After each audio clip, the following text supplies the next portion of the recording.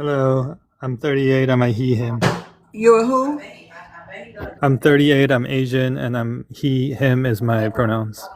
Oh, okay. That's the first. We never had anyone come up and do pronouns. Yeah, for real. Okay, how you doing? You want to address the prompt? Yeah. So, first of all, um, I'm not gonna disrespect Cyrus or any of the victims, ever. What are the And victims? um, Harland. Are you talking about another case? Yeah, Yeah, Latasha other Harlan Oh, from okay, victims. back in the okay. Yeah, Yeah, I day. thought he was talking about this case.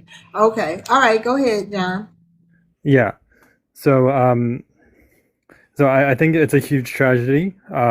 I think there's going to be a huge rift and distrust that's going to foment, obviously because of Chow and how people are reacting to Chow. And yeah, that's just what I wanted to say. And listen what you have to say too. Okay, I'm gonna let my mod talk to you and ask you some questions because I'm glad you're here. Thank you for being courageous enough to come to our panel. We really appreciate it. So, but Thanks for having me. you're welcome, John. But we got some questions, and if my mod don't ask you the question, then that I think I want to ask too, I'll ask. And I got two mods up there, American and FBA Maroon. Okay, Maroon, go ahead.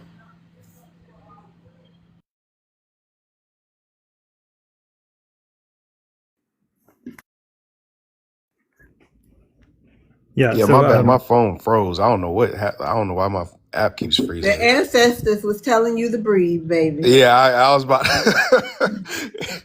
Woo, Lord, yeah. What's going on, John? Yeah, my first question for you would be, what actions would or are, I don't know what state you live in. I don't even know if are you in the United States? yeah, currently in California. Oh, fantastic. Because there's a very big issue out there with a lot of different people from the Asian continent coming over to, disrespect a lot of us in the foundational Black American community, not to be confused with immigrants that are from overseas, from Jamaica and whatever, right? What steps do you think that your community as a whole should be taking? You said there you feel like there's going to be a rift. So what steps should your community as a whole should be taking in order to separate yourselves from the actions of this Chow guy over here in South Carolina? Because I have family from South Carolina, so this one really hits home for me. Yeah. So I think I heard a lot of our arguments, some disgusting arguments that are saying like, "Oh, why didn't he do this? Why didn't he do that?"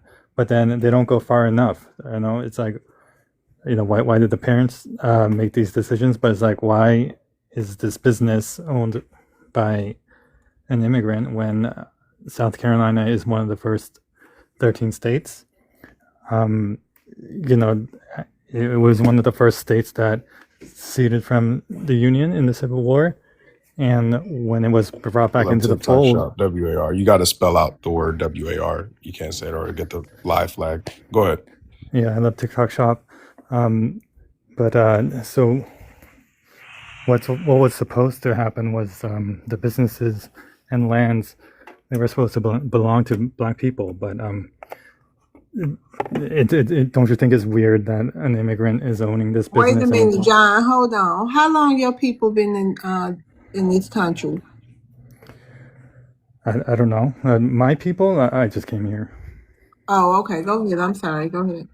Yeah, just not to interrupt you as well, John, but that wasn't my question. My question was, what actions do you think your community should be taking to show that you all are different? Because we get a lot of people up here every night that tell us immigrants are all different and they're helping add to the country. And time after time again, we get chows. And then we get the one like, rest in peace, Latasha Harlan, and different things of the such. So what actions could your community take? Because a lot of y'all claim that you're with us, but we've never seen it. So how can we see that you all are with us? Does that kind of Yeah, clarify? so the community, they need to show it with action. They need to pay support reparations, because that's where I'm going. That South Carolina should have ownership for Black people, and this in this case, like, you know, if you're gonna blame, you know, the parents, like, why not blame, you know, post-war redistribution? Like, why didn't they I get? love TikTok Shop. Oh yeah, yeah, you know, like, why isn't the ownership in the system, the justice system, all of it is, there's too much anti-Blackness, and we need to support policies that give that turn ownership, material ownership, to the Black community. Wait a minute, Maroon. John, you say you just got here? Well, like 20 years, yeah. I mean, in the grand scheme of things, just got here, yeah. Oh, you talk good English. I was just wondering. So can you tell me what is the issue that the Asian community have with Black Americans? I mean, and I think probably Black people as a whole. Like, what's going on in your community with that? Can you speak into the mic? What do you think it is, John? So